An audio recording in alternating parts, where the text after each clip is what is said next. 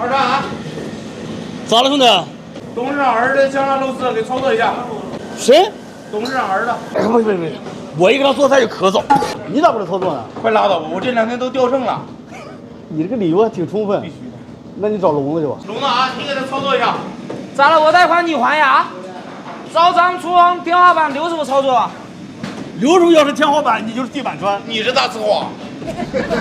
来吧，天花板操作一下，咱俩松过白扯。这话说的就好像你不怂似的。刘师傅接过助理机，灯去筋膜，开始了他的表演。香辣肉丝又是一道传统家常菜，菜呢倒是挺普通，但是品菜的这哥们儿对菜品要求很高。肉丝呢不能切得太细，切的一定要比火柴棍还要粗。这好方式嘛都没用。刀法行吗？哎呀，这刀工太硬了。行吧，小胖，凑合事儿吧。你要说20年前我就做这菜，比这强多了。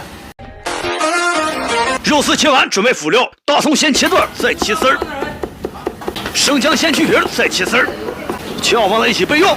再来上一把香菜，切成寸段。这也是做这道香辣肉丝的灵魂所在。接下来开始腌制肉丝，少许盐、鸡粉、胡椒粉，再来点生抽上色提味，抓拌均匀，然后再抓上一大把玉米淀粉。香辣肉丝其实有2种做法，一种抓姜，一种拍粉。喜欢干香口感的就拍粉，如果你喜欢滑嫩的，那你就放蛋液抓姜。拍完粉之后，再准备大量的辣椒丝清洗一下，清洗变软之后的辣椒丝更容易释放它的香味儿。前期总管都就绪。今天天花板操作，大瓷花解说，开干！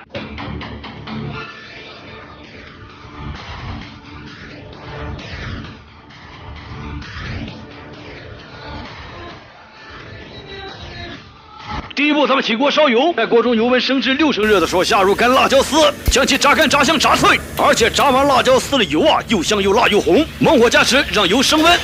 待到油温升至7成热的时候，下入肉丝进行轰炸，转成开猛火。因为在你下入肉丝的同时，油温会骤降。肉丝炸至定型之后，用密网将其抖开，防止粘连。炸到肉丝颜色金黄、根根分明、外表微脆的时候，就可以捞出控油备用了。